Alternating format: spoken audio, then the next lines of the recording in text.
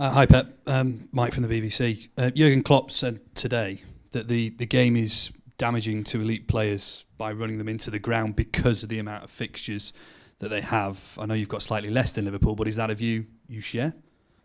Sorry, what I didn't listen. I didn't. What did he say? He said the game is becoming increasingly damaging to players In the future. now, players in the game, in the modern game, because of all the fixtures that are there. I completely agree. How do we solve that? Bigger squads, less games? What bigger squad? Bigger squads, less games? How do you solve it? Yeah. And how we pay the bigger squad for the clubs, the salaries.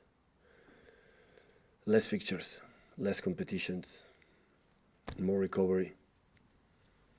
We play 27 and 29, I think so, in winter time. So it's always debate from a long time ago. I am in this world as a manager in the UEFA meetings. Always we talk about that, but it's nothing here. I'm completely agree with Jurgen when make these kind of statements about too much. Does it become then that you have to, at the start of the season, or at some point in the season, start prioritising? I know you like to win everything, but do you have to prioritise? Yeah, I prioritize. Don't play Gundogan, for example, last game. No Kevin, no Silva. Yeah, in this competition I prioritize. Yeah, definitely. And I think Jurgen has done the same, and Arsenal has done the same, except United, for the situation they have. The other ones, they do that. This competition is good, just good for you to rotate the team, and the players don't play regularly, play more often. So, but it's too much. And finally, just looking at Southampton tomorrow, how much do you learn from Tuesday night in the Carabao Cup game?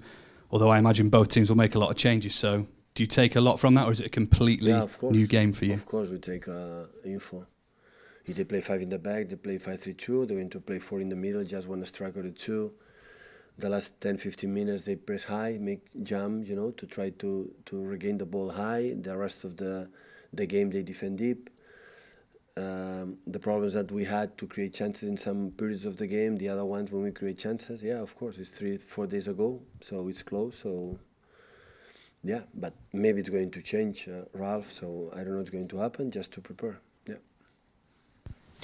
Good afternoon, Pep. Ben from Sky. Slightly unusual one, I guess, this week, in that you're playing the same opponent twice in a week. How is the squad shaping up? Are there any injury concerns or problems? Good morning. No, everybody, I think, is fit. Yesterday we didn't train. We trained in 2 hours. So, but I think the guys were injured, still injured. The guys were fit, are fit. Where does Angelino fall into that? Is he? Yeah, okay? It was cramp. Yeah, so he's going to be okay. Yeah. You'll have seen this week UEFA's punishment to the Bulgarian FA over the treatment the England players received, the likes of Raheem Sterling. It was roundly criticised. I wondered if you had a view on the level of punishment, of fine, 1 game behind closed doors. No, I don't know. The suspension is banned, so UEFA decide that, so support it, and that's all. Do you think a bigger punishment would deter people, stop people acting in such a way? Which people should be stopped? The people that were shown in the stadium making racist gestures, giving racist abuse to the players. Yeah, but it's banned. I think they're going to play in empty stadium, so I don't know. The UEFA knows exactly which person, which people. Of course, you can individualize which one is the best solution, because not all the Bulgarian people is, it's what it is. So, but it's not the solution, but the start for something is good. So maybe next time. It's not going to happen, not just in Bulgarians, and all around the world. This week also brought into kind of focus the abuse that players receive within stadiums because of Granit Xhaka, and also on social media, the sort of messages they get. Are we aware enough of the sort of abuse that players have to deal with on a weekly, daily basis?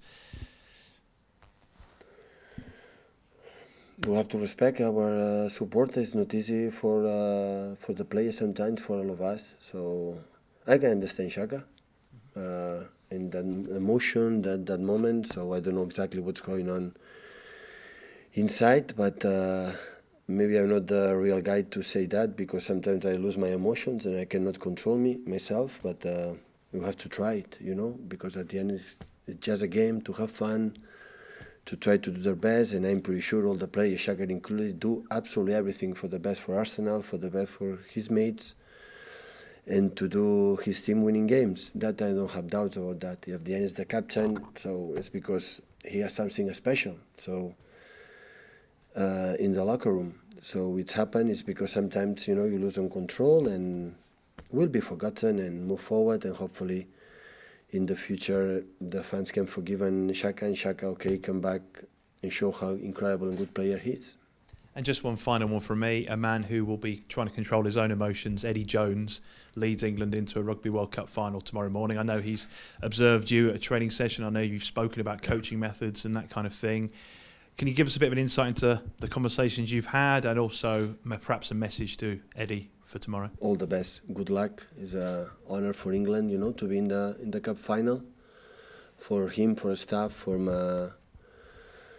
of course the players. So all the best. It's an incredible event for England. So all the best.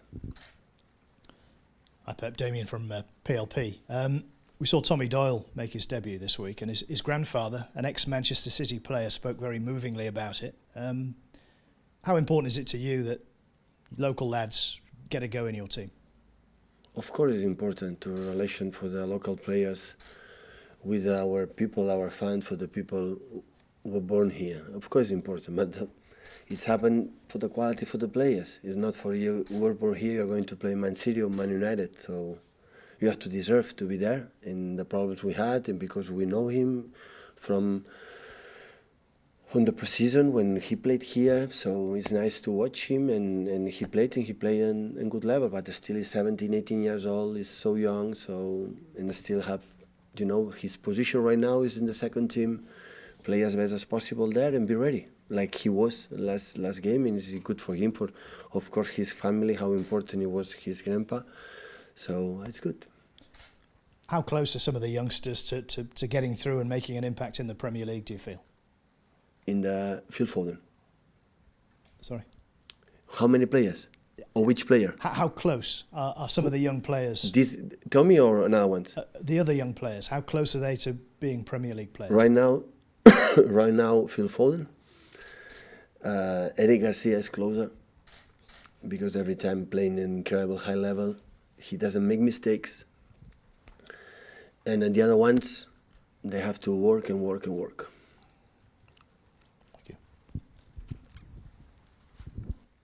Pep, as a manager, do you ever feel any pressure to play these young players, particularly the local players, because supporters always want to see local players come through into a team?